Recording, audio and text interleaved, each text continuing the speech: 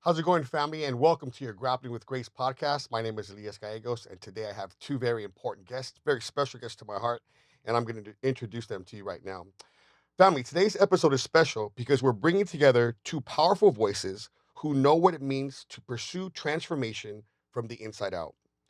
First, we have a man who's coached world champions, walked through the fire of combat sports, and then had the courage to walk into the deeper battles within himself.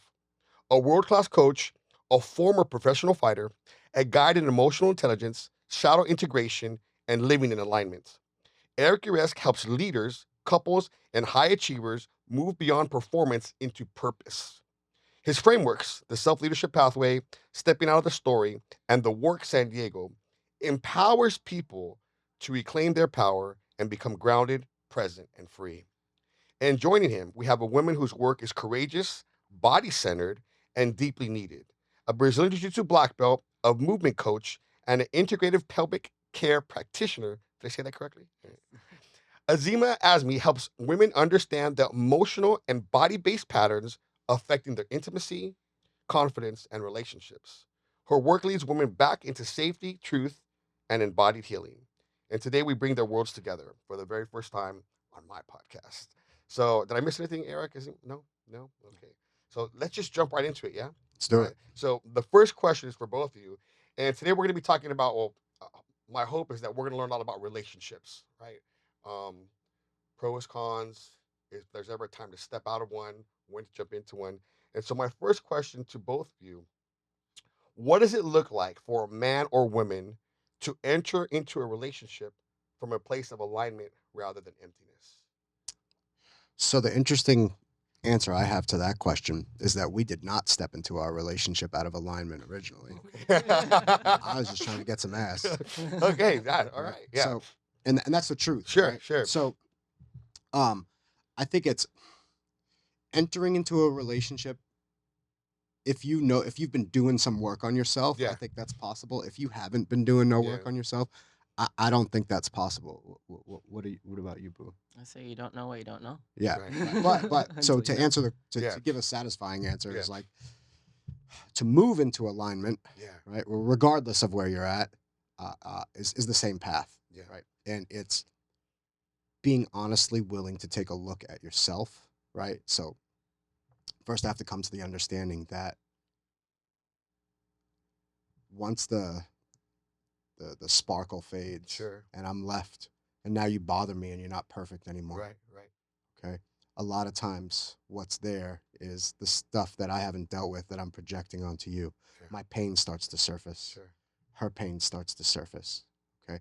Now, when I'm unconscious, I take the pain that starts to surface because I feel it and it's you represent the pain or you're right, triggering the pain. yeah, I think that you're the cause of the pain. And so I start to blame you, right? And you might start to do the same thing to me. yeah, We'd be a really ugly couple, but we'd be doing that to each other, yeah, right? And when that happens, right, it's I need you to act and behave and perform a certain way in order for me to be okay. So now I start trying to manage your behaviors and you're trying to do the same thing to me. Or you let me manage your behaviors, but you're walking on eggshells, right. right? What's the percentage of so we're gonna go off here because like there's so many questions. Like, what's the percentage of people in a relationship that you think shouldn't be in the relationship? Hmm. Because what I heard from that conversation was, or let me tell you what I hear, what I heard, and then you tell me if I heard correctly. What I heard was that a lot of people aren't prepared for a relationship because they haven't worked on themselves. Is that kind of what I was hearing? I'd say like the relationships that you attract in your life already mirror what where you're at, Okay, and talk there, about that. yeah, y- I believe that we tend to magnetize people who are kind of like vibrationally resonant with us. Okay, And so the people that we attract, whatever they bring up within us, is exactly the work that we get to do. So I don't think it's a matter of like, oh, I got to deal with all these XYZ things about myself before I get into a healthy partnership. hmm, It's more about honesty for me and like being able to speak into what's actually present for me in relationship with a person, right? What comes up like my fears that come up, my insecurities that come up, Yeah. that has already existed before I met this person, right? For Right. Yeah. whatever reason, this person is the vehicle for me to see that within myself. So I'm gonna ask you something. So Mm-hmm. it's not it's not my girlfriend's fault or my fiance's fault that I'm insecure. She's not. I'm not talking about myself. I'm talking about somebody else, for my friend, right? So because when you're saying that, like I'm listening to you, and so the insecurities that I have within my relationship, it's not. Are you saying that it's not her making me insecure? It's something that I already have inside that's come before. Okay, we're gonna stay right there. Keep going. Keep going. Yeah, yeah, it's already. Chances are these patterns have existed long before you even met this person, Wow. right? Yeah. Or they just kind of seem a little bit louder because their reactions to things Sure. is mirrored towards you too. And Right. I don't know, for me, in my experience, when my stuff comes up, maybe my fears, and then I notice his reaction to things, and that is exactly the thing that I want to avoid, Yeah. right? So it just exposes the things that I tend to want to avoid about myself.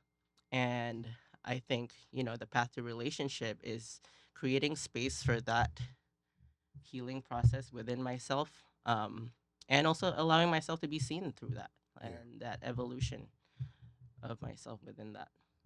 All right, man. We could stay on just on that Can question. I Yeah, speak of on that? course. Yeah, Because please. I think that it's a really important part of the conversation. So whatever you already believe is true Yeah.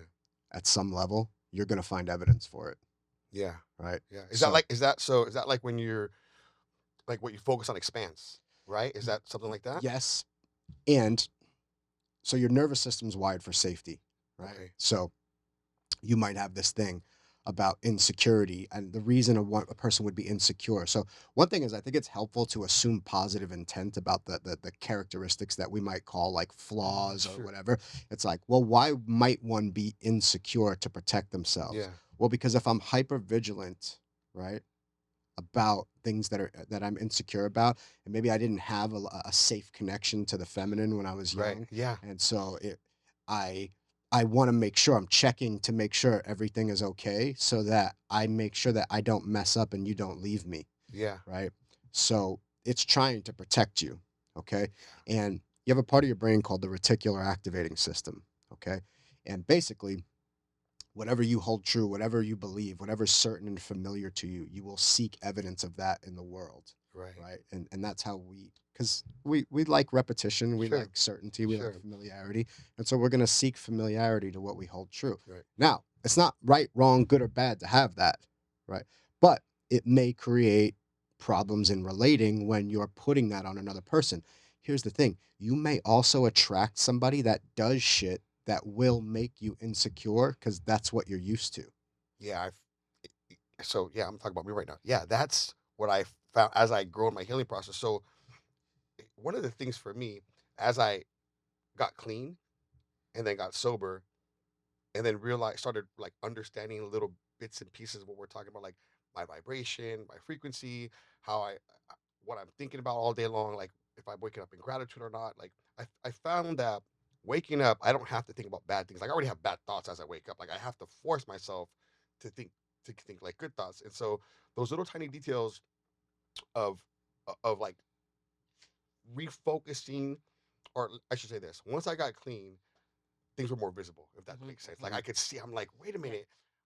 And so I would find myself talking negatively about my relationship, and guess what? My relationship ended up being negative all the Hmm. time, right? And I have to forcibly and willingly every morning choose choose to like surrender that and choose to like find the good in the relationship, right? Hmm. Is that kind of S- So I have a way to look at this, and I'm sure you'll probably resonate with this, and I'll hear your thoughts about it too. So okay. So what I hear you saying yeah, is I'm gonna change the way that I talk and think, yes, right? yeah, So okay, and that so I want to explain a concept, an yeah, idea, right? And I got this from a mentor of mine, Flynn Skidmore, a very dear person to my heart, taught me a lot. And he talks about the three layers of reality. okay, And this is how we get to understand our experience, okay? So, one, we have the material, right? We're in this room, we have the mics, we have our very handsome producer over yeah, there, right? yeah, We got the cameras, right? We have stuff in the physical world, sure, okay? So that's one layer. Bodies, money, Right. Yep. and all this stuff. Then we have the mental, narrative, or story layer. Okay, that's thoughts, meaning that we Right. add to Okay. things. Yeah. Okay, Identity. identity, Mhm. right? It's all meaning, words, right? Then the third layer is the energetic, the felt experience. Okay. All right. That, in my mind, is where the most leverage is. So when I hear, if I talk about the relationship differently, yes, it's not that it's not, that's not an entire, it can't be useful to some Mm-hmm. context, but man, there's so much resistance in that because something, it sounds like to me when I hear that, something in your inner experience Yeah. is experiencing the thing negative, Yeah. right? Yeah. And now I'm trying to talk about it positive, but that actually doesn't feel true. Yeah, man. Yes. And so you always hear, hey, just think positive, right? Just think Mhm. positive. So like I'm like, okay, let me do that. Let me believe it. Let me walk in it. But man, really hit a spot in me where you're like, deep down inside it doesn't feel true. So if it doesn't feel true, right? The felt sense of this is not true. If I don't address that, if I don't learn how to address that, Yeah. I could do all the positive thinking I want, all the affirmations, all the changing the outside. Right. Right? I'll get up early. I'll take ice baths. I'll read books. I'll Mm. go to my men's group. I'll do all. Those are all great things. They're all great things. If I don't address the energetic So part, how do we address that? there's a process. Okay. All right, Okay, let's talk about that. and I can talk about that. But before, babe, do you have anything to add to that? Yeah, and I feel like that just kind of piggybacking on what you're saying is that energetic layer, right, is often missed, but then it's also where I feel like the body expresses the truth of your experience Mhm. the most. You know what I mean? Like if you think about an experience you had in the past and you still feel like a physical sensation to like disgust or grief or whatever, there's Yeah. still some part of you that still feels very deeply about it, even though you can logically make sense of it, even though you have a deep understanding of it. There's just there might still be some emotions Yeah. in the mix and all that. And I think with that, in what I'm hearing you're saying, there's like a I know there's kind of like a label to like bad good, right? Bad thoughts, bad Right. uh train of thoughts, and wanting to shift into good train of thoughts. But then also taking a step back and looking at what if even these like negative loops and thought patterns were here for are here for me with a positive reason, right? It's how I adapt it to life, Sure. and it's trying to protect me or serve me in some way. So kind of beginning to ask that question of like why what's happening, how is this like um the way my system has adapted to dealing with stress, and how has it like been used to protect me or serve me in some way. And that kind of creates like a more compassionate lens Okay. for when I'm dealing with difficult things or difficult patterns where I notice I'm constantly being pessimistic, or I'm Sure. constantly like going into the worst case scenarios of things. Okay. Yeah. Um, so like as you're saying, right? It's like this thing, right? This Yeah. negativity. Yeah. Let's not immediately judge it as bad, right? We're like, oh, I could say my relationship with this is that I don't like to feel this, Okay. and so So let me ask you. So what is that doing in my brain when I'm saying it's not a bad thing? I just don't like it. How does that? Cause I like that already, right? But what is that? Are we using that terminology for a specific reason, or that's just what it is? well, one, I would say objectively, it's not a bad thing. Yeah. Okay. Yeah, Ob- all our even our most dysfunctional patterns were created out of some misguided attempt of creating love, safety, and connection. Right. Yeah, I mhm. see that. So Hmm. let's say this uneasiness that Yeah. you want to get up and complain about, right? Yeah. Right. I get up, I feel this thing in my chest. I'm like, oh, this fucking bitch, right? Yeah. Yeah. Yeah. Okay. Not my bitch. Not Not my. not Yeah. not No. just No. some No. No. random Yeah. one, Yeah. right? Yeah. Okay. Yeah. So we feel that feeling. And then the first thing I do is I don't like that. I got to talk positive, Right. right? Yeah. Okay. Now, if this is my body's intelligence communicating to me and the first thing I do is shut it down and try to do something else, I never get to listen to it. Mm. I never get to listen to it. I I- never get to hold space for I'm myself. I'm I in class. gaslight I'm gonna take myself. notes. Yeah, Like please.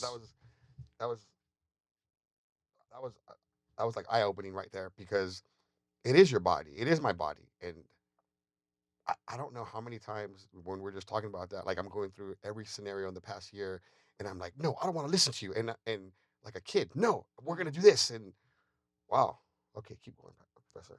So the body, these there's a couple of references that people can so one, Body Keeps the Score is a Great fantastic book, reference yeah, for people to read, and that's what we're talking about, right? The body is telling you the score, it's telling you something, and the first thing that we're doing, and this isn't to point out a wrong, it's just to yeah, show the relationship is like when we operate in these paradigms of right, wrong, good, and bad, yeah, right? This is the wrong feeling. I got to be positive, yeah, right?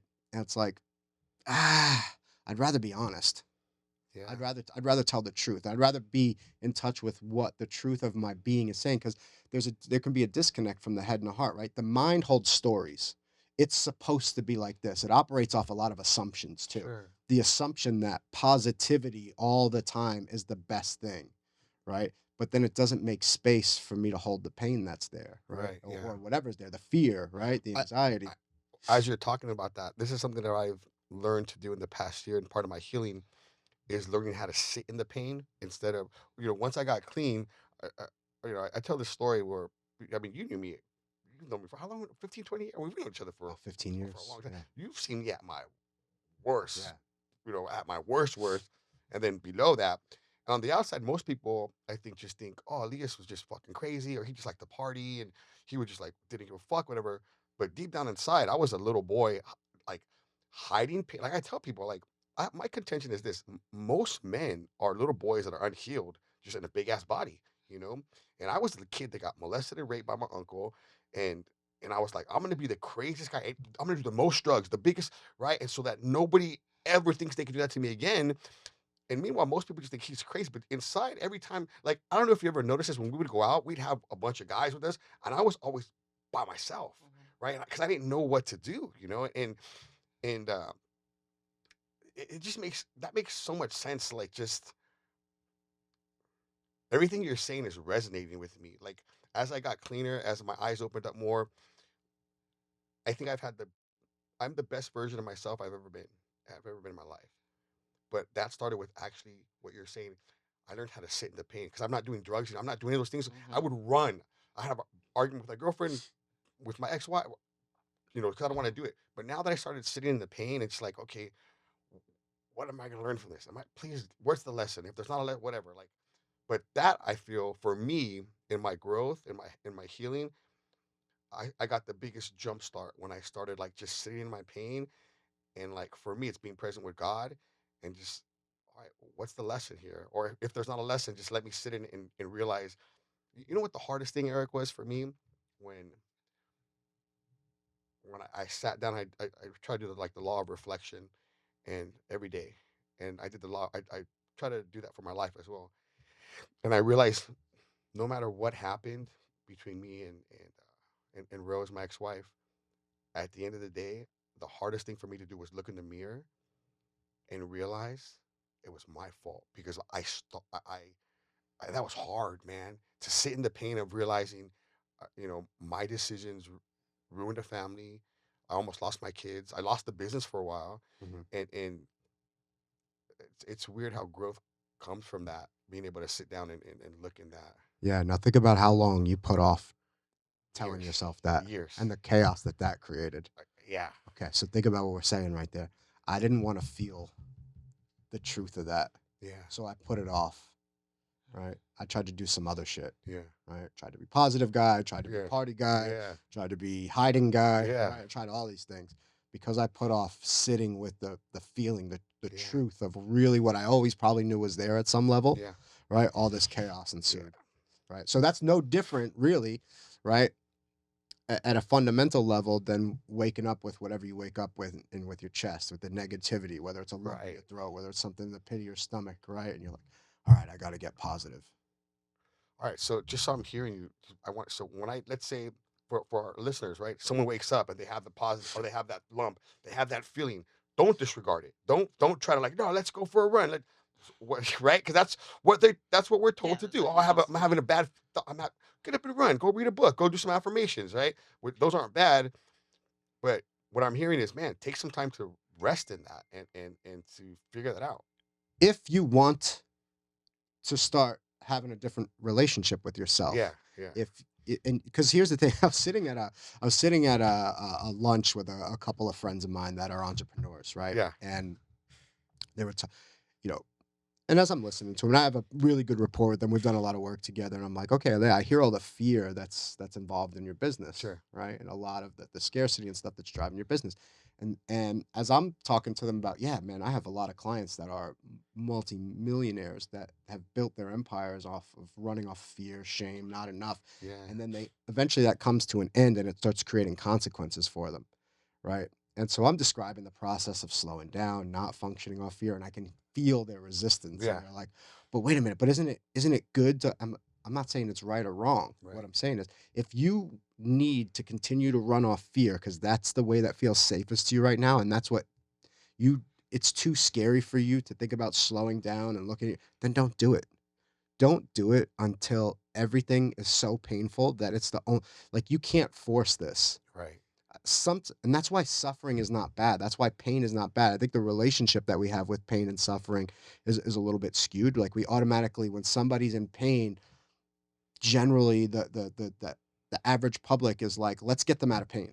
Sure, right, But what if we're rushing them past a very important learning lesson in their life? What if we're rushing them through a very integral process of their becoming, right? Because right. when you're in a state of becoming something new, you're often going to be leaving something behind. There's going to be grief, there's going to be pain, there's going to be Yeah, stuff that comes along with that. So I'm like, hey, listen, don't think that my way is the better way. My way is the way I choose to do it because I choose to move towards the truth rather than run off fear because I suffer greatly when I don't. If you're right. not suffering greatly or you're okay with the suffering, keep rocking with what you're doing. Don't don't even think about doing what I'm doing unless you want to, Right. right? And I think that's we get caught in these like cookie cutter things Sure, like all the time. living spiritually. Nah, man, some one of the ways you get to living spiritually is by finding out all the falsehoods and traps of Yeah, not living spiritually, of yeah, chasing women, chasing yeah, money, chasing drugs, chasing the party, chasing status, right? Um, all that stuff, all that stuff. And I think you kind of have to go through that. yeah, yeah. I did.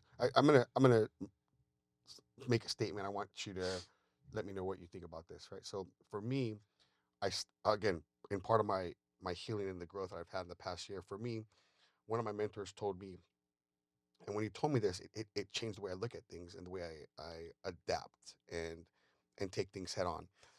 My mentor told me, he said, I don't do right and wrong anymore, right? Especially as a Christian, you'll get 20 Christians in a room, and we'll tell you 20 different things that are right and wrong, and we won't agree. It's just that's where it's at, right? So my mentor goes, I don't do right and wrong. I do loving, unloving, healthy, unhealthy. And he goes, that's how I live my life. And I started doing that and not looking for right or wrong. And what I'm kind of hearing what you were saying about like that feeling of like if I wake up like with that thing, like, is it negative? I don't now I'm like, oh wait, that's not a negative feeling anymore. That's my body saying something's up. Let me not say that's right or wrong. Let me just is it loving? Is it healthy? Like and I'm hearing now that is healthy because my body's trying to tell me something. My body's trying to tell me something. Would you agree with that statement or would you add or subtract from that statement? Yeah, I'd get curious with it Yeah. and Yeah. start with that, right? Instead of like, oh, this comes up and I gotta Yeah. shut it down, right? It's my body's communication, Yeah. so I don't know that unless I actually sit and listen and get curious. And sometimes it might be unhealthy Yeah. thoughts and like oh, I gotta up and leave and run and whatever, run away from this problem that I'm facing or whatever. Maybe it's healthy and loving. I, I want to ask a question. So Mhm. we're kind of jumping all over the place, but that this is great because um, I think it's exactly what we need to hear. So a couple, I think I've shared the story once or twice, but the very first time I got a deep tissue massage, um, this guy went into my scapula, but from my armpit, Subscat, yeah. deep, and he hit something, and I just immediately I got rushed back to being a kid, and with and it was when I got molested by my teacher's aide, not a teacher but a teacher's aide, right? I put that shit like I had forgotten about it, right? I'm not lying, like my eyes rolled back, and it's like a big gush of like emotion. I cried for 30 minutes. This big IB, he's like a pro bodybuilder. He's like, it's okay, like, and he's the one that told me about the body keeps a score, and then he was like, I go, what happened? And he said, no, Papa. Yeah, your body keeps emotions, just like that. And then it's also happened to me a couple times on my hips a lot. Like what want to talk about that? Like, That's yours. yeah, Yeah, yeah, I Yeah. love yeah, it. yeah, No, and I come across this in my work too. And yeah, in my work, for a little bit of context, I am an integrative pelvic care practitioner. So I provide hands-on, hands-in work around the pelvic diaphragm, organs around the pelvic diaphragm. So it's oftentimes intravaginally. Um, and you know, uh, in my training for it, we understand that the connective tissue matrix, that is our fascia, the stuff in our body that isn't, it is the in between of our organs and our bones and everything, sure, right? So, that is the part of our being that is also part of our central nervous system. We think about it. We think of our CNS as including our brain and our spine, but then there's also a connective tissue matrix that and it's a little bit more technical, but like a layer around your brain and your spine that also kind of extends to the rest of the body. And it all is connected to our fascia and everything. And that part of us oftentimes is um, interacting or yeah, interacting and communicating with our environment. really, Right, and our environment. And there's a part of us that is one of the oldest parts of us. So, similar to like even in organisms that don't have spines and brains, like cells, right? They have like goo, intracellular sure, goo within themselves that has them interacting with the environment. And so, for us, as we have, we're not single cell organisms. We have a shit ton of them. So even as we are developing in utero, right? Our cells, our bodies, as they're being formed, are influenced by the environment of the womb, the environment of yeah, our mother's environment as well. So it goes way back. It yeah, goes way back, but we're always, always, always influenced by our environment, even when we don't realize it, right? And oftentimes, when we experience traumatic events, right? Because again, our brains also develop at different rates. Let's think about it as like three different parts of our brain. We have uh our like limbic system. Before that, there is our kind of survival brain, our reptilian right, brain, which is all our safety, fight, flight responses. Our limbic system is more emotional regulating centers. So and then we also have our cortex, which is where our decision making comes in, new information, how we make sense of things. When trauma happens at a certain age, right? We already have our brainstem and our limbic system kind of like develop a bit earlier in life. Our personalities are kind of developed around like 2 years old, right, yeah, really. yeah, So anything you experience before that often shapes that. But what happens when trauma happens as we grow up, the communication between our different parts of the brain kind of gets walled off, right? So, and then that information is stored in the body. So I don't know the direct like relationship to the different parts of our bodies yeah, and like what kind of memories are stored in our yeah, bodies, but that does happen, right? Whatever that association is to that sensation, to the emotional experience that they're having, to the outside look of it all, how their senses are picking up on the environment. Um, Sometimes that combination of thing gets stored into our system somehow. yeah. And We don't know. Science doesn't know why that happens. I haven't, I haven't Yeah. researched it. Now I'm just in like in my learning stages. Do you I'm have just do you have an idea? Do you have an idea? Do e- you um have a theory? Your own theory the question was. about like what, like how that gets stored? Like what the reason is? Like I I mean, mean, you I kind of would broke it say, down, but like what's yeah, the when like? that happens, it just kind of creates like a snapshot, right, in our Okay, nervous system yeah, that this feeling is bad, right? This feeling is associated to this memory. Like a yeah, story Yeah, occurred. that memory, that story, that is all wrapped up, right? yeah, Like for example, I am working on a client and I touch an area within them and they start like experiencing really deep grief yeah, as as I'm maybe massaging or holding, or just sometimes not even like touching. I'm just like holding space and Yeah. allowing for the person to relax, and sometimes that can create an emotional Do you response. do Reiki as well, or is it I'm not trained in no? Reiki or But whatever. are you talking about something similar like that? Just kind of holding Yeah, space? yeah, and Okay, you can like as a body worker, with your I energy, think right? it just it Yeah, just comes along of with it, course. Yeah, like because I do have to listen with my hands. yeah, But even just that the space that I create for people, where people are able to drop in and just relax in their bodies, and sometimes it's the first time that they actually are able to experience relaxing around another person, you know. yeah. And even that alone can, maybe bring up some emotions. And Mm, sometimes what comes up is certain images or specific memories tied to the sensations that they're allowing themselves to feel, yeah, right? And it's often that, right, that just that permission slip. So, oh, I can feel this now, or I have access to this feeling. I'm in an environment that is safe enough for me to feel.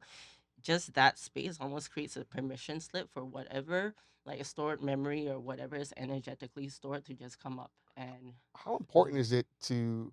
I don't know if I'm going to use this word correctly, or if I'm going to use the correct word. How important is it to like then cleanse our body or remove those stored up? eh, I'm gonna, for me, every time that's happened, it's a trauma. Mhm, So it's a trauma or it's a trauma memory. mhm. How important is it then to get those things removed? How important, like, Yeah, yeah. So that's where when I was talking about like the communication between the parts of your brain, right? When trauma happens, that communication um, isn't as clear or clean, right? right? It's almost like there's walls with different part of my brain, with like a early part of me versus like what I know now, and that's where like I'm not really able to kind of um, like talk my way out of like a deep emotional response or whatever. Right. I can't like, really like gas myself. Oh, no, I'm fine. No, I'm fine.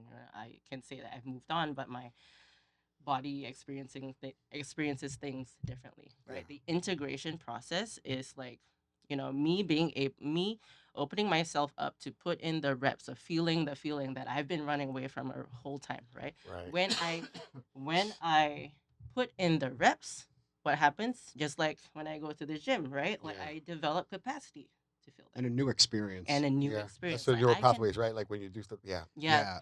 Yeah. Yeah. Like, this feeling, this sensation in my Yeah. body does not mean I'm gonna die, Yeah. right?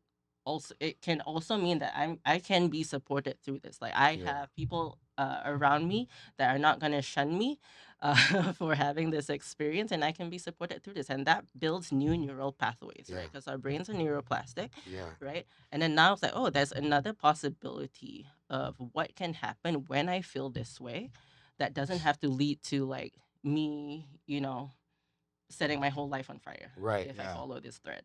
Yeah. So she's like talking about new possibility, right? Yeah. So your nervous system is like, have we survived this before? Right. How did we survive it? Well, we felt this feeling and then we unconsciously just went out and either partied or talked positive to us. So we did Sure. anything to not feel this. We Right. shut down, we ran away, we isolated, right? So it only knows one way to do it. And chances are, for most people walking around, they're completely unconscious Right. to the connection between the stimulus of the story and the feeling Yeah. inside. They're just doing the thing. Yeah. They don't know that there's three layers to their experience. Right. They're just collapsed into one experience. A meditation coach that I like a lot, this guy Corey Muscara, he talks about you can be in the river or you can be on the side of the river watching the river pass. Okay. When you're unconscious, you're in the river.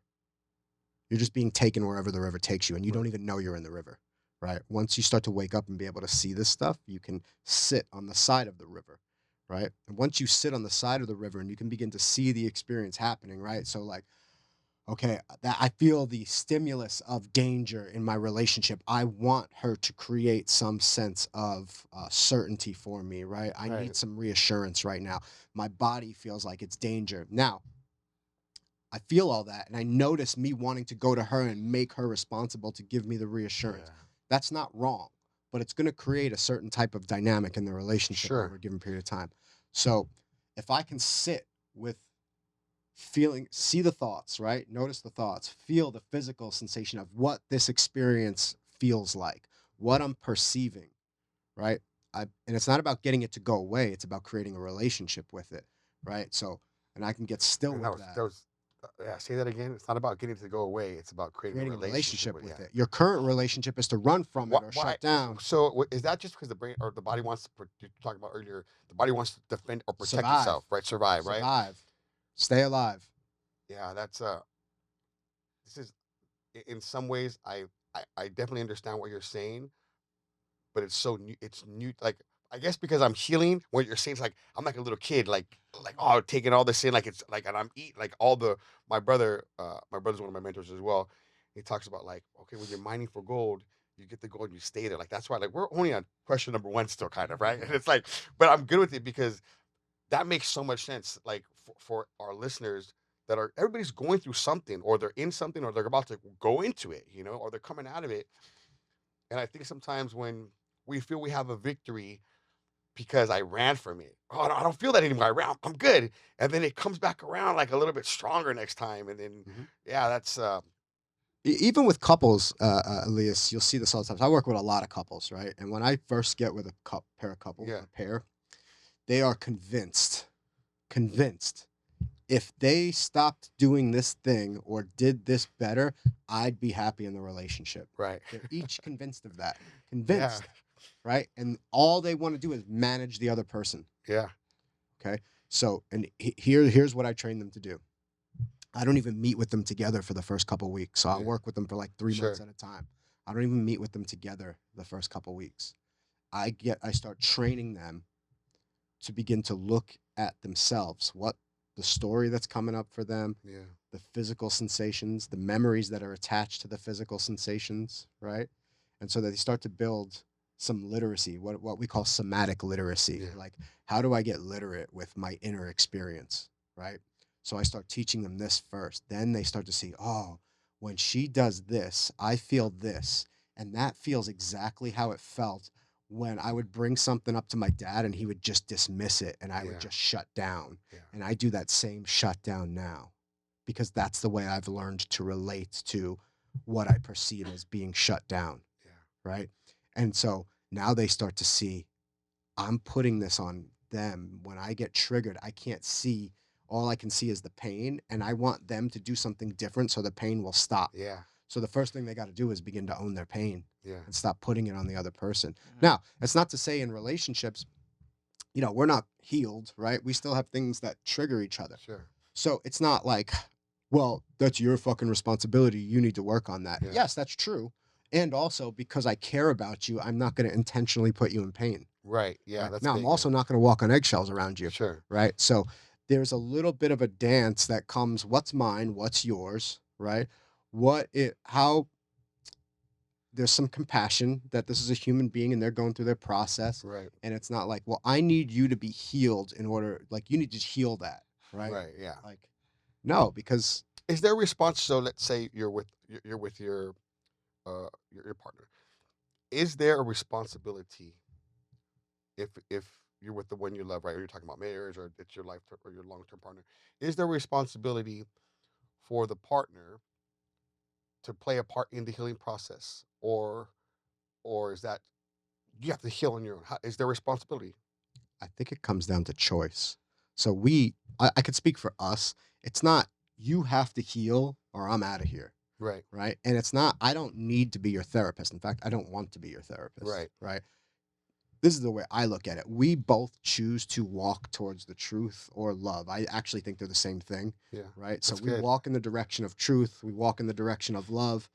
Right. And scary things that we believe are like barriers between us and truth and love Yeah, come up and we choose to walk through them. Sometimes we walk through them together, sometimes we walk through them alone. There's a presence and a sensitivity that needs to be that needs to be in the relationship, I think, within each one of us yeah, to and we're it's dynamic. So we're communicating real time. Is this a together thing? Is this a solo thing? yeah, And I think that dynamic, but we choose this, right, right? We choose every day to get up, not dive into the phone, look inside yeah, before we even start the day, yeah, yeah. right?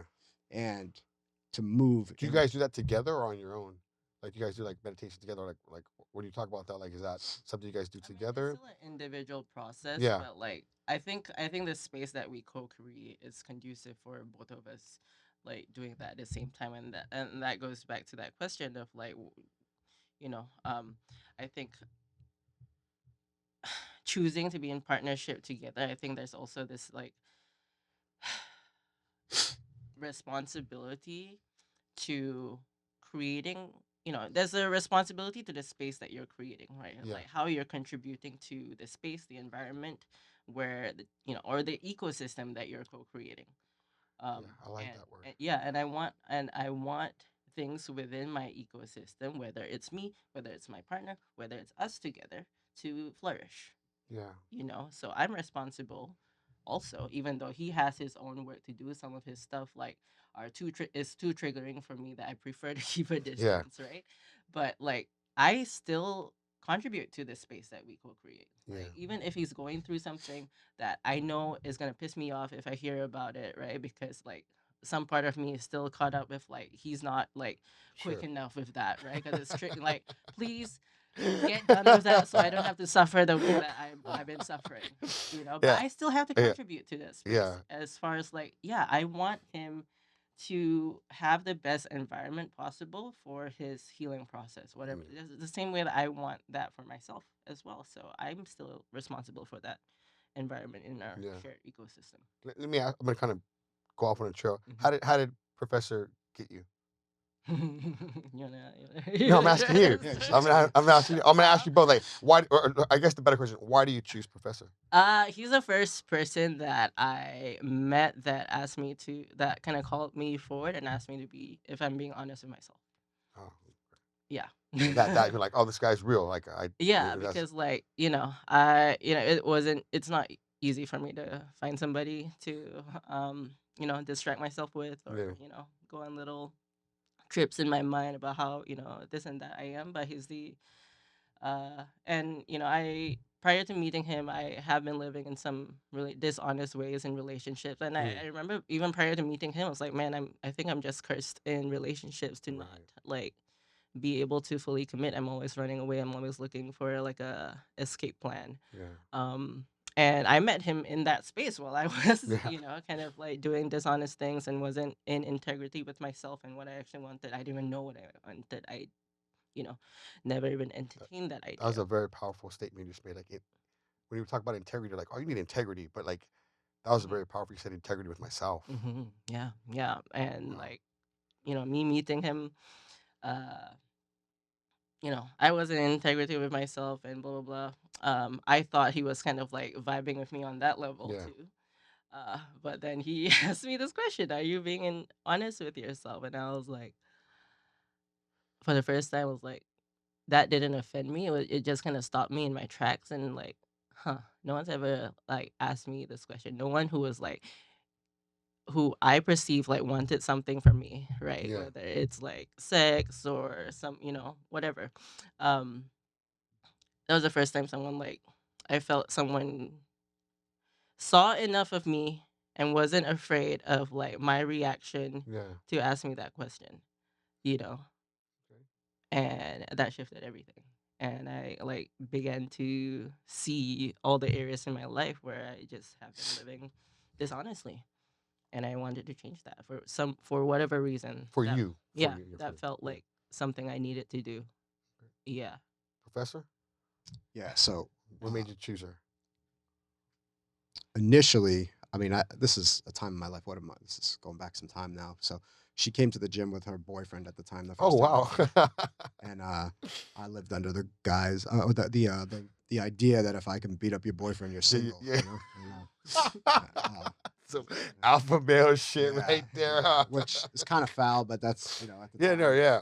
yeah, It's your passion, yeah, right? Yeah, yeah. yeah. But I never so met I never met a girl Hey, the second time. we're gonna make a T-shirt right now. That's $1 million idea. If I can beat up your boyfriend, you're single. yeah, so that was my mantra, right? If Yeah, I yeah. if I could beat up your boyfriend, you're single. So she comes in, I'm like, yo, this guy's a clown. He don't deserve that, right? Right, right, right. And yeah, she was fine, and I was like, so I slapped up her boyfriend in class. Like he came, took my class, I beat him up, and then we went out to lunch after that, all three of us, and then What?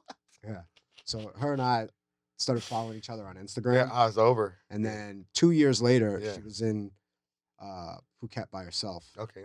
right? So I was living in Thailand at the time, and That's when you were coaching at yeah, the. yeah, top team. Yeah, yeah, And so I slid in her DMs. Hey, I saw you on I saw her on the street yeah, yeah, randomly. yeah, I was like, so I just slid in there. We ended up meeting up later, yeah, and we spent the whole weekend together. yeah, And then we ended up hooking up on like the very last day she was gonna be there, or the last night or whatever. And it's so weird, dude. Like I'm on the run of all runs at the time, yeah, yeah. right? So I'm just knocking everything in sight down. Sure, yeah, And something in me after that like was like, man, I should like not do this anymore. Like I ah, felt like something, yeah, there was like a voice is like, yeah, so I like, we kept in touch, and I didn't I was like holding strong till like the next weekend came, sure, and yeah, I yeah, went out and went on another tear. And but I didn't feel good about it. But I just yeah, told her about it. I said, listen, I'm gonna keep banging girls and we can yeah. talk to each other. And we just kept it that honest and raw. Like Wow. I would call her like while I'm on the way to a booty call, Yeah, like, all right, yeah, I'm going in, I'll call you when I'm yeah, done. yeah, Like, yeah,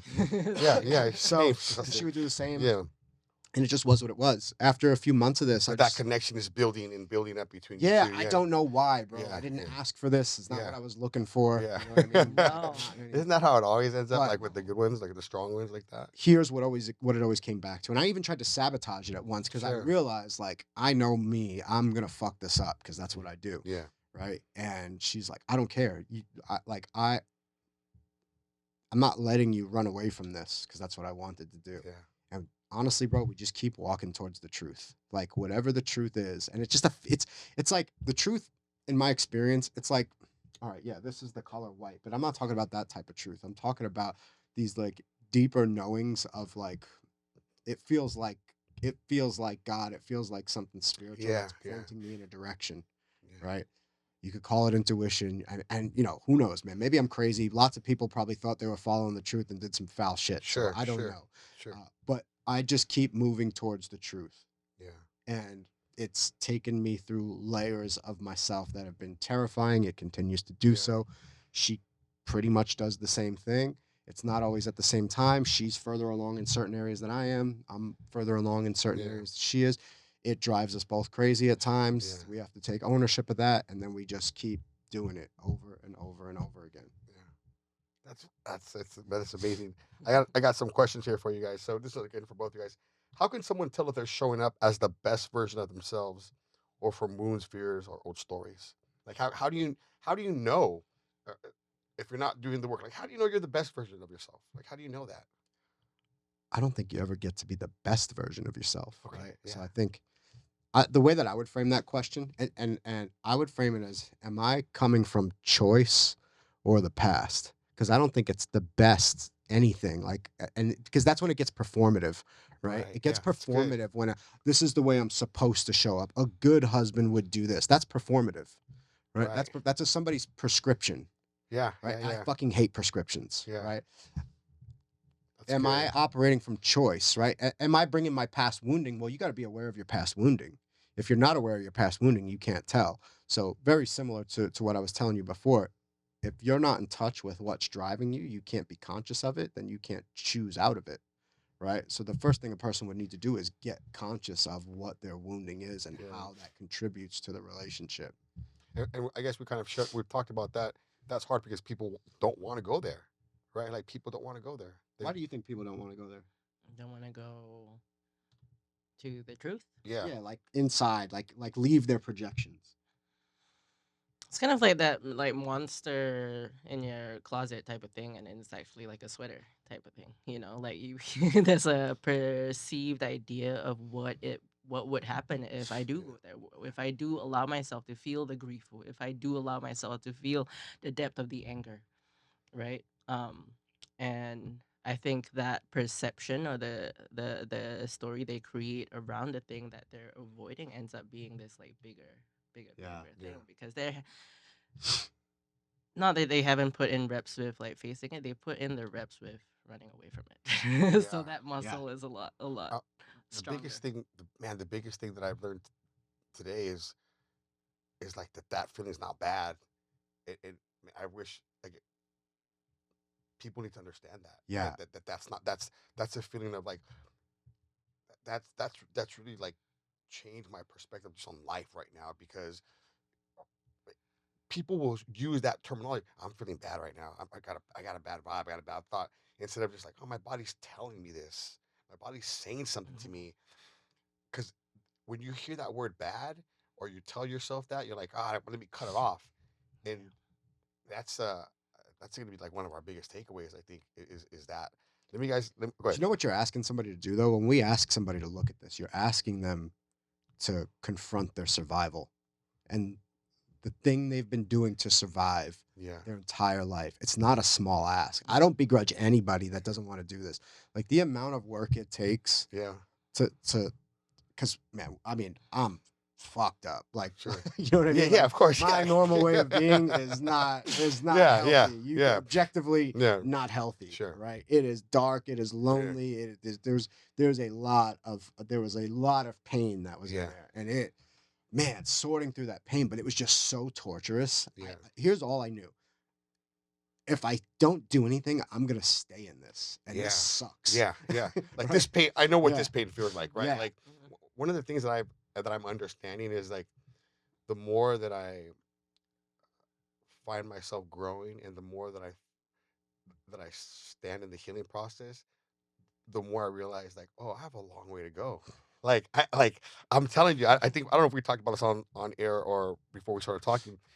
The reason I wanted you guys to come on was I saw that clip of you guys talking and talking about like what your relationship's like, and I'm like, I don't, I think one of you guys said something like, I don't want to be their therapist, or he could have his own time together, or whatever. Like, and I was like, no, I don't want to leave. I don't want to. I choose my girl. I don't want to be without her. And then realizing deep down inside, like, wait a minute, Lee. It's like I don't like. I talked to myself, and I was like, I'm listening to you guys talking. I'm like, I don't think that's healthy with what you're asking of your lady, right? And I'm like, wait a minute, I want to be there. What do you Like think it creates? tension. It creates Mhm. tension between us. It creates me being too like she needs her free time. Like she needs her free time, and so do I. And here's what I realized as we're talking.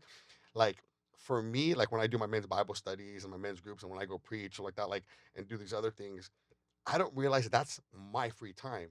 And then, right? And I'm like, I don't have free time, babe. It's just me and you. But I have all these things that I do on my own that Mhm. I like in this conversation that we're having. I'm realizing, like, wait a minute, I'm not allowing her to have her space. I'm not allowing her to have her time to, you know, grow or do those things well. And I was like, man, that's one thing that that realized. And I wonder if maybe the healing process doesn't end until you die, right? Like you're just consistently, constantly growing and learning, right?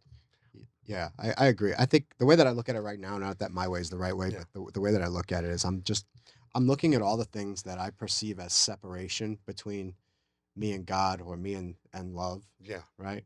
And I just continue to peel those layers yeah, of separation. yeah. And a lot of times the pain that I have that I perceive that comes up is, oh, when she does this, now I lose access to love, right? But that's not true, right? That's the way I've been conditioned is that love comes that I can only experience love through other people, right? Right. That you're my sole source of connection to love. And Mhm. man, if that is the belief system that I'm operating in, I'm going to be a mess all Yeah. the time. I'm going to be so tense all the time. You know what I learned. Well, I was able to realize. I said not, no, it's not necessarily learned, but I realized at some point I was bringing my hurts from my marriage and projecting them on in my new relationship, and it Mm. cost us. I want to ask you guys, what did it personally cost you, each of you, like to build a powerful marriage? Like, what did it cost you to build a powerful marriage, if anything? Are you looking at me to answer first?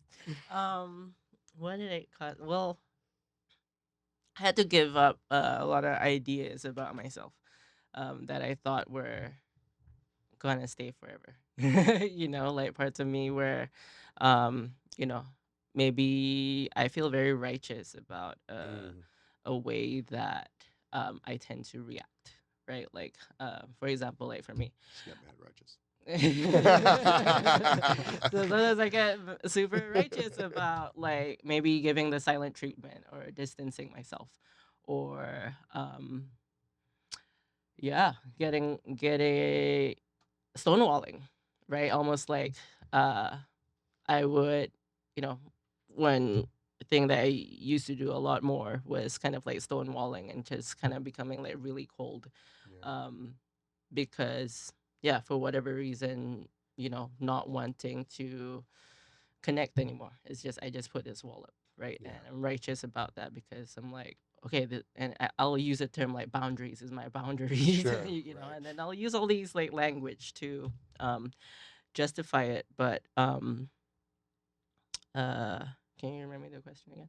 What did it cost you Yeah, to build a powerful? yeah. Because to me, so like, just to me on the outside, I really like admire your relationship Mm-hmm. because you can, or at least from what I see, you both are working on each other and working for each other. Yeah.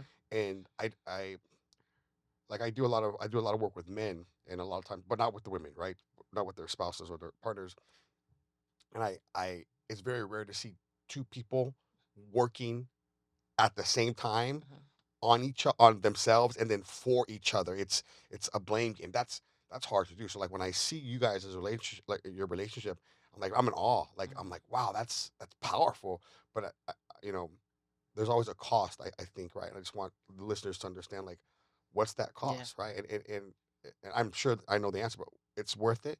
Mm-hmm. Yeah, yeah, 100%, right? But it comes back down to like, okay, like for example, that stonewalling that I was just mentioning, right? That has like for so long become like this protective mechanism to keep me alone because being around other people and experiencing their rejection feels like the worst thing in the world for me, I would right? rather get fucking hit in the head. I'm sorry. I would rather get hit in the head with a bat. Like Pastor cusses a lot on Yeah. my Bible studies. Like when you guys come in, we talk to fighters all day long, right? So I'll sometimes cuss, and they're like, some guys like, "Hey, are you really a pastor?" I was like, "Yeah, I'm really a pastor. It's okay. Don't worry about it." But I would rather, because I used to be fat as a kid. Like I was the fat kid. So there was always two fat kids, right? There was the stinky fat kid and the tough fat kid. I was the tough fat kid. That's just how it was, right?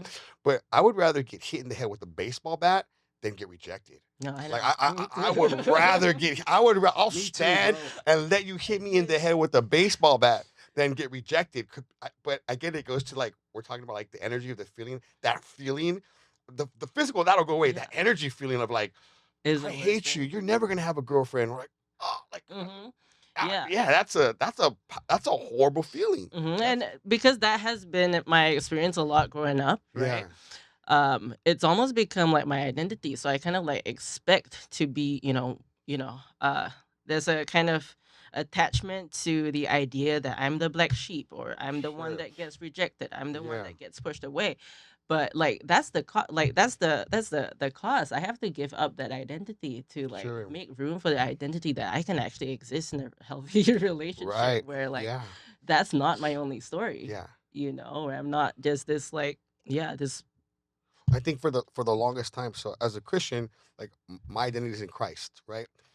And that's my identity. My identity is in Jesus. But for the longest time, when I was unhealed, my identity was in like people trip out. Like I would meet people and they thought my real name was Pepper Brooks because of like the party. They're like, oh, like this is my homie Pepper. I'm like, I'm not. You don't know me because that's not my real name. But like my identity was in that person. My identity was in Professor. My identity was in kid. Like, and I'm trying to, I always tell like when I talk to young adults, like if you don't understand and find out who you are, what your real identity is, the world is going to tell you who they want you to be, and it's usually not for your benefit. And so when you're running around, especially when you're unhealed and you're not helping yourself with the drugs and the pornography and whatever else you're using to run away and not sit in that pain or not sit in that feeling, that's a horrible place to be. And I'm realizing right now, and I said it before, but like the healing process, I think you alluded to this, like it's like layered, like you're peeling yourself away, and it's like I thought I was good, and I realized oh, I got a lot more work to do. And like oh here and here, and it's just not the layer. It's like layer skin. Sometimes you peel half a layer off, and it works like that. It works like that. I got a question for you guys. Um, oh, Professor, for you, Yeah, yeah. what did So it personally cost you? I'm sorry. the biggest thing for me, man, and this is so hard and it's an ongoing thing, is I love to be alone. Okay. Really? So I grew up in a house. I could not see my wife for like 2 days and I'll be okay. Third day I start to miss her. Yeah, You know what yeah. I mean? But like I don't need a lot of time. Right? Really? Now, Okay. some of that is wounding, and Okay. some of that is preference. Yeah. Okay. When I was a kid, 3 years old, I was like severely sexually shamed by my mother, like Oh, okay. disgusting pig, and that Yeah. was like through my adolescence, right? Wow. Anything about sex in my body. So you develop your sexuality hiding, Sure. right? Like 100%. pornography, and Yeah. like it's this rushed Yeah. high cortisol thing. Then girls don't pay attention to me till because I'm a fucking crazy drug addict criminal Sure. till Yeah. I get sober and I start working in nightclubs Yeah. at 23, 24 years Yeah. old. Now I'm like a kid in a candy store, but Sure. I'm not emotionally attached to none of these bitches. Yeah. Yeah. Right? I'm just doing my thing. Yeah. Right? I'm making up for time of all the time I felt Yeah. unwanted. Yeah. So I do that pretty much until I meet her. Wow. Now, I go from the chaos of my childhood, adolescence, into nightclubs, right? Into fighter living in Thailand, living that whole crazy life, right? To married man, settling down, right? I never felt safe at home. Neither of my parents were safe people, right? Okay. I was going to get shamed by my mom, and I was going to get beat and verbally abused by my dad. Yeah. I did not want to be home. The only time I ever felt safe was when I was riding my bike away from the house. I wouldn't even feel safe when I got to my friends, because once I got to my friends, I had to perform now. I had to Sure. be crazy. I had to be something Yeah. that was going to get But them in to like me. transit, in But transit. in transit was I could breathe, Wow. right? And so for a long time in our relationship, I would just need to be moving away from her, something away from her, right? Because she represented closeness, and I love my wife. Sometimes I think about my wife, I start crying Yeah. because I love my wife. But being close is really hard for me, really hard, right? So I had to like begin to confront that and really start to get honest with myself. Is this me needing time for me? Because that's fine. Or is this me running to safety Right. because I feel overwhelmed right now? Yeah.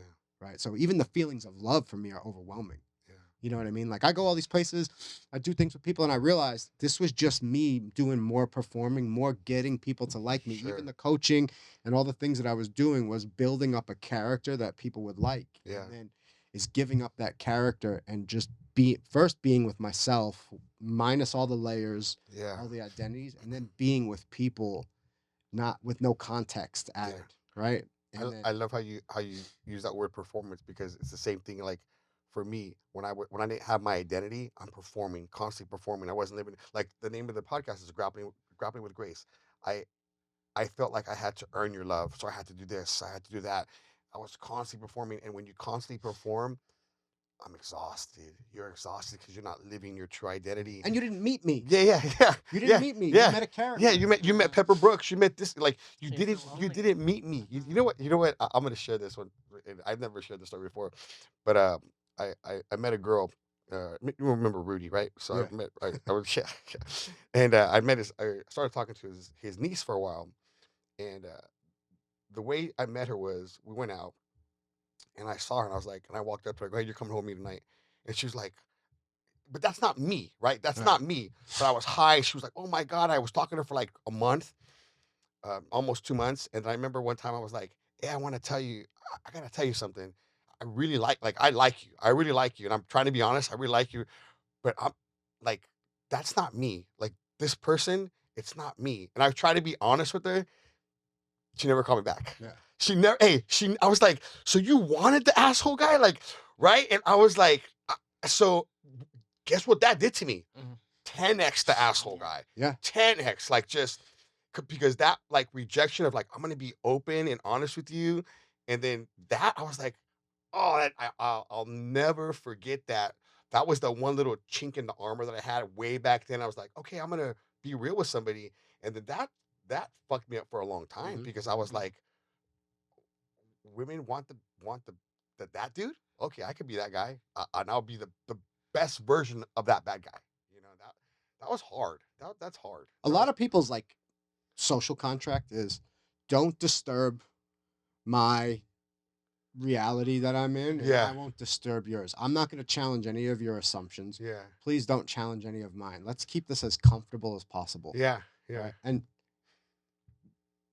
for a long time, I perceived a lot of rejection around that. yeah, But really, what it is if I think when you walk in that and you walk in that sort of aura, that energy of I'm pursuing the truth, and I'm not gonna like fuck your shit up on purpose, sure, but sure, I'm also not gonna just co-sign bullshit. Yeah. I'm not going.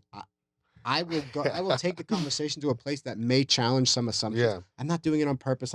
That's just where I go, Yeah. right? And a lot of people feel that, and they don't want They take nothing it to do. personal, right? It's not. They don't even get that far.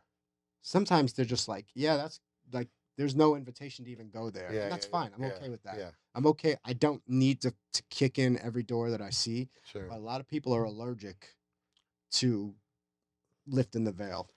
So let me ask you, what is your how how big or small is your circle? Because what I found since I've started to heal, it's just me and my kids now. Like me and Noah, and like Noah's my best friend, and every once in a while, like I'll go out to eat if I'm doing a count session with one of the guys from the gym or something like that. But I found that because of that, as I grow and I kind of want other people to be on that journey with me. I'm like, hey, what are you doing with this? And I realize that not everybody wants to heal, or not everybody even thinks they have anything wrong with them, you know. And so for me, I just kind of I don't want to say isolated myself, but I'm really trying to find other people that are kind of on that same pathway. And so for me, like my circle from even a year ago is just has diminished. It's just me and my kids. Like what does your circles look like? She got a big fucking Do circle. you? Can I take a sip of that? Yeah, go. Of course, professor. Yeah, I yeah. mean, I do have a big circle, but as far as like people that I can, be 100% real and Yeah. cry in front of, and Yeah. like, even be a dirt bag in front Yeah. of, like, is a very small handful. Yeah. You know what I mean? Because it's like, yeah, like I also went through a period of kind of like culling people who didn't like vibe, you Yeah. know. Yeah. But then also I'm like realizing more and more as I go into that, it's like what I didn't like in other people that I was seeing is just mirrors of what I still had Sure. resistance within I myself, hate when right? you say that because you said that like 4 times, Yeah. and every time you say that, I'm like the things I have against other people, I'm like Yeah. it's resonating with me. Like you've said that Hmm. like 4 times today, Yeah, and, you know. And I'm like, and man, it's just a me. Like, oh man, like that's this yeah. this is a thing that I've been thinking about recently too, because like I moved so far away from my family, Where are my you family, from? Where? Singapore. Oh, you were born in Singapore. Born and raised in Singapore. I'm like big ass big brown family that I'm away from. But like I used to like want nothing to do with like the chaos that happens when a big group of people get together, Yeah, right? Because everyone has different personalities, different kind of backgrounds. Someone's gonna piss someone off in a family gathering almost every time. There's gonna be some gossip and this and that. I didn't want anything to do with that. Um, but being away from it for so long and then going through experiences where I intentionally cut people out. Sure, it was like nice and peaceful by myself, but then also I don't know, there's a kind of like flavor to life that I kind of began missing, yeah, because I got to be around that kind of like community, right? And community is gonna involve, like, being in community with people is gonna involve people that don't 100% vibe with me, yeah, or I don't vibe with them 100% either. And I think where I try to like manage like who gets to stay in my circle and who doesn't is just another way that, again, I'm managing my yeah, environment yeah, instead of like uh getting free within myself, that I'm not gonna be as straight, that I can still love them exactly as they are without wanting to change them. Because like my thing is I gotta fix every fucking thing in my yeah, life, yeah. right? And I just began seeing where I was making other people wrong for showing up in the way that they were, when they had completely different lives and different things that they had access to. Right. That's Ye- one of the biggest.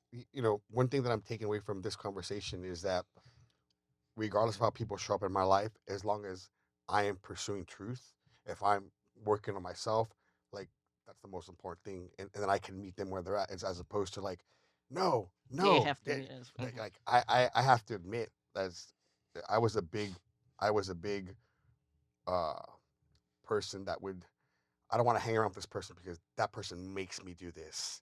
Right, and I Treat it like a circumstance. and I'm thinking, and then when you were talking about like being self-righteous, I'm like, nah, I'm good. I don't do that anymore. I'm not. I don't hang around with that person.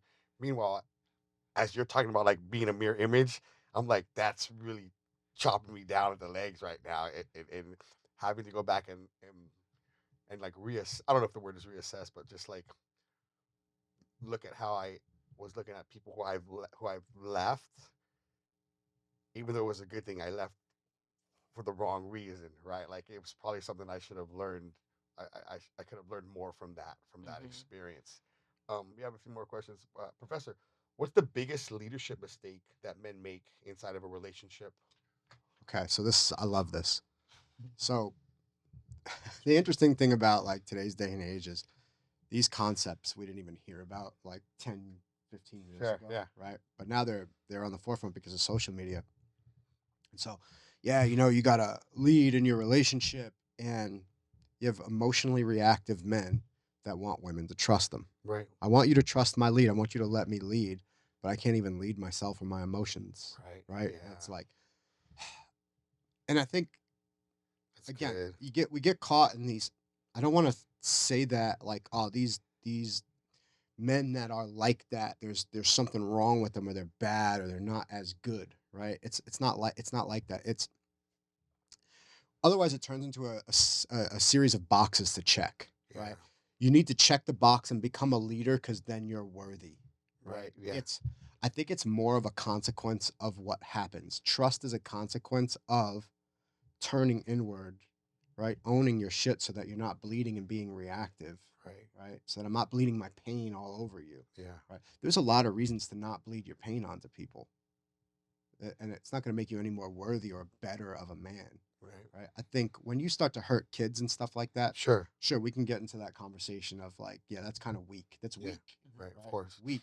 But we got to love weak people too. I Sure. think we get so too used to like ostracizing these people instead of like bringing them along with love. And like, man, when you just dump guilt and shame onto people, Yeah. which is what I used to do, I used to be like, if you're not strong enough to walk with me right now, Right. I want you out. So when I would have guys Wow. in my circle that would act like bitches, I would want to excommunicate them and like hurt them.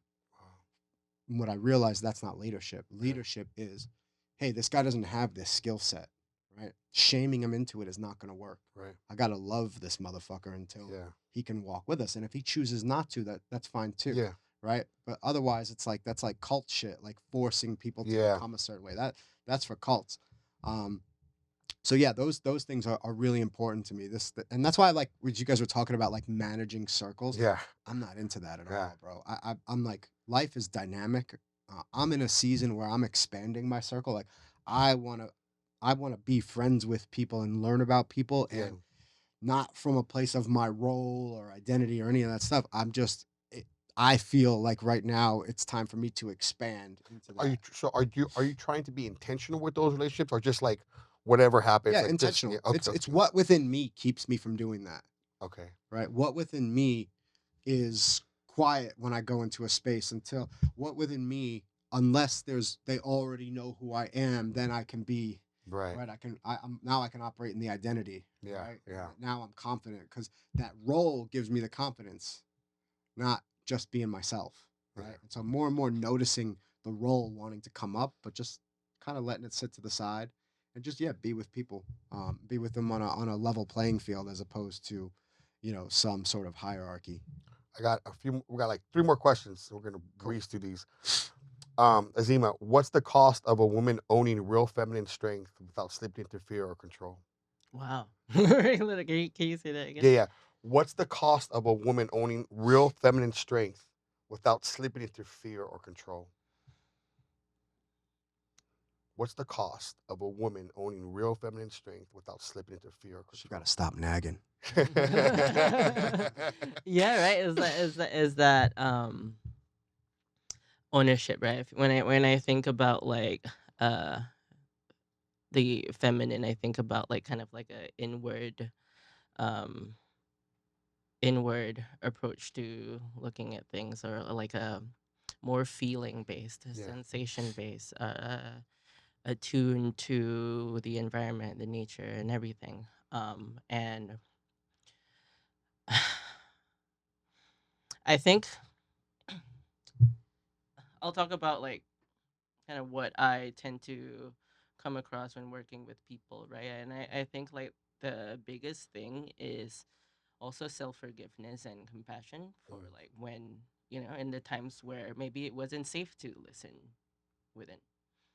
Maybe it wasn't safe to actually really feel the truth of your emotions because in the past, like that got shut down, Right. right? The I think the yeah, that's the cost as Yeah. far as like, um, I know a lot of women, including myself in my life, that, make it their fault or put the blame solely on themselves that, maybe they have certain fears or insecurities within relationships, maybe past experiences that had happened, particularly around like sexual trauma stuff. I usually like pick up from like women that there's a lot of self blame, right? And I think that oftentimes becomes the barrier for them to access deeper emotions like grief, anger, all these things. And because of that, I shouldn't have experienced that. I shouldn't have let myself get there. Um, and yeah, I hope that I don't That know. that blame is different than ownership, though, right? Hmm. Me Like too. like like the Yeah. forgive like it's taking responsibility and owning something. Like you can forgive yourself and own the process, right? Without it's not about like beating yourself up or raking yourself over the coals. Yeah, yeah, Yeah. yeah. This is there's a whatever that I maybe used to get out of like punishing myself and blaming myself, Mm. right? And sometimes that self punishment can be, oh, I gotta work like hell to get a better life for myself and my kids, type of thing. So Um, I'll only work yeah. and shut my needs off. And that's how, but then like really really getting to the truth of like what is this actually creating in my body, right? Like is like my body communicating to me certain symptoms that I'm ignoring and bypassing with just more work and more things that I can collect, Yeah. or am I going to give myself the space to slow down and not do the thing that impulsively I learned to do, and actually give myself the compassion for like the part of me that was hurt. um, give myself some grace for still sometimes messing up, Yeah. right?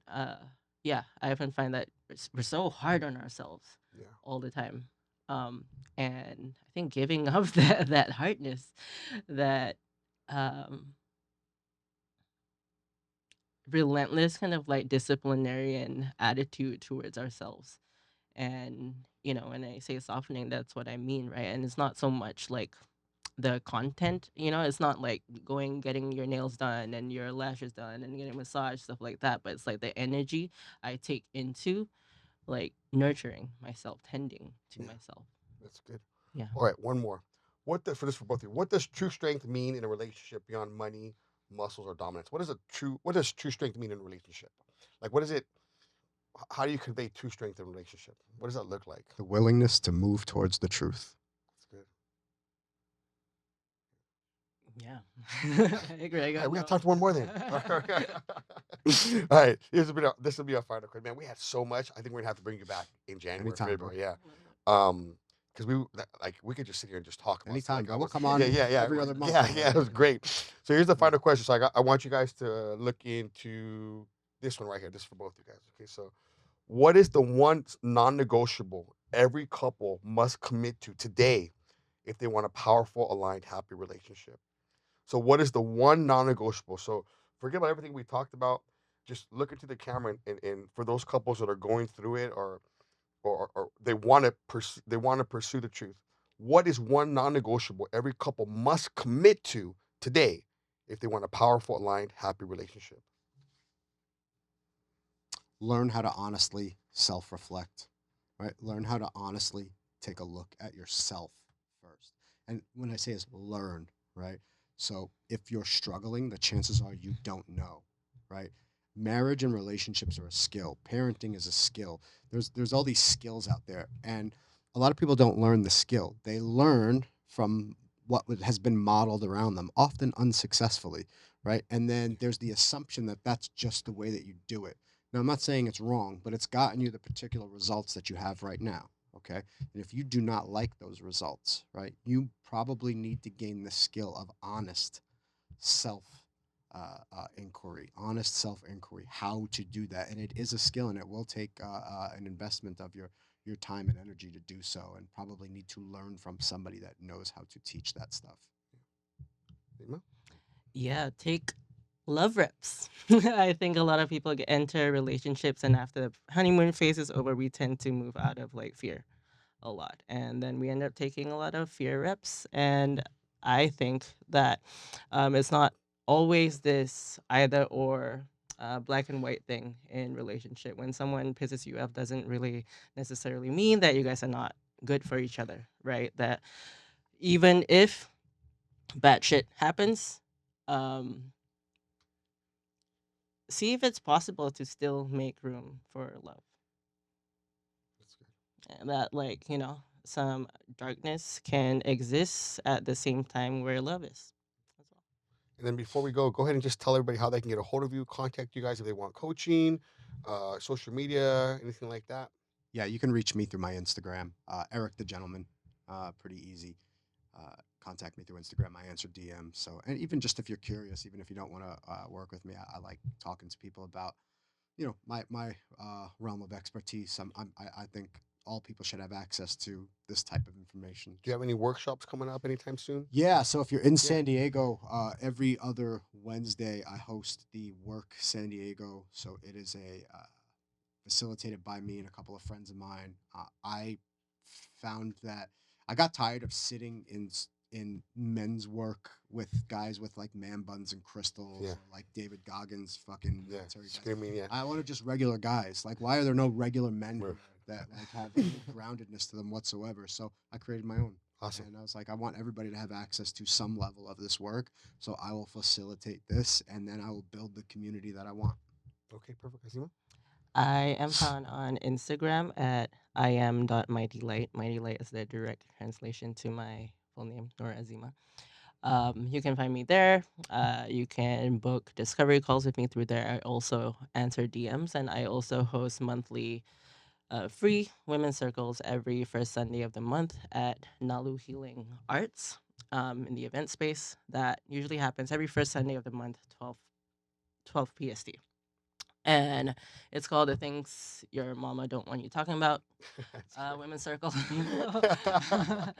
So we be talking about all kinds of things, and it's free. It's free. It's been running for like 3 years now. Awesome. Usually I take the lead, but sometimes I have some other women within our circle that also take the lead, because I wholeheartedly believe that all women do hold medicine, and we're always better in community sharing that with each other. So Great. Well, this has been your Grappling with Grace podcast, and thank you for joining us in our pursuit of health, hope, and healing. We'll see you next time.